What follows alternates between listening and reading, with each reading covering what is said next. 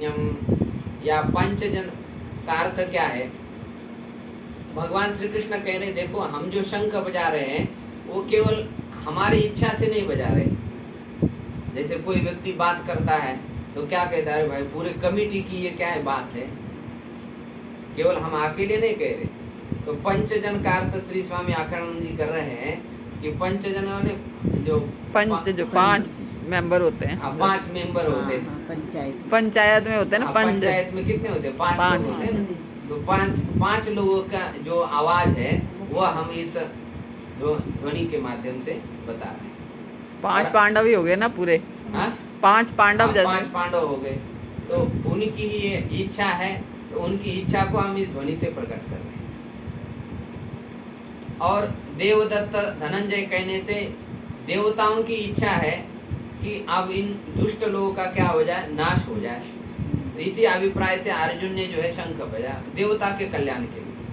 माने जितनी भी हमारे पास आध्यात्मिक शक्तियां होती है वो अपने लिए नहीं होती, वो किसके लिए होती है? दूसरे के लिए होती है।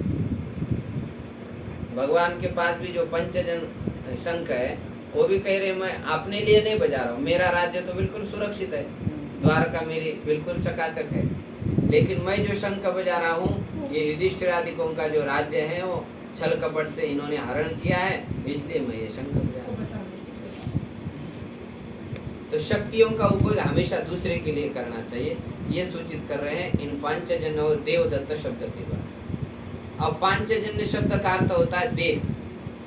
ये जो देह है ये भी किससे पैदा हुआ है? 5 भूतों से। 5 भूतों से पैदा हुआ। तो पांचजन्य माने 5 भूतों से जो उत्पन्न देह है उस देह को ऋषिकेश, ऋषिकेश का अर्थ होता है ऋषि माने इंद्रिया और उसका जो ईश है माने उसको प्रेरणा देने वाला। तो इसको प्रेरणा देने वाला कौन है? ये कूटस्थ आत्मा है। तो ऋषिकेश शब्द का अर्थ हो गया कूटस्थ आत्मा। और साधक ने समझ लिया कि जितने भी मेरे इंद्रिय देह में प्रवृत्तियां हो रही है वो कूटस्थ आत्मा के सत्ता से हो रही है, इसलिए वो निराभिमान हो जाता है। तब उसका विशुद्धि चक्र क्या हो जाता है? जागृत हो जाता है। देवदत्तम धनंजय, देवताओं के द्वारा दिया गया या देवताओं के द्वारा दिया गया शंख मतलब सात्विक वृत्तियों के द्वारा दिया गया जो ज्ञान है, उसी ज्ञान के द्वारा साधक ने धनंजय माने मृत्यु के ऊपर जय प्राप्त कर। धनंजय नाम का जो प्राण होता है कि नहीं, वो मृत्यु के बाद होता है। तो साधक ने विशुद्धि चक्र जागृत होने के बाद धनंजय नाम के प्राण को जीत लिया है, माने मृत्यु के ऊपर जय प्राप्त कर। जैसे ध्रुव नहीं, वो चिरंजीव हो गए, जैसे लोग थे ना।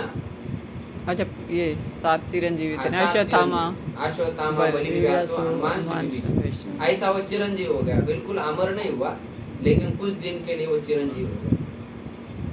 तो विशुद्धि चक्र में क्या हो जाता है? वो साधक भीम कर्मा माने भयंकर कर्म करने वाला हो जाता है।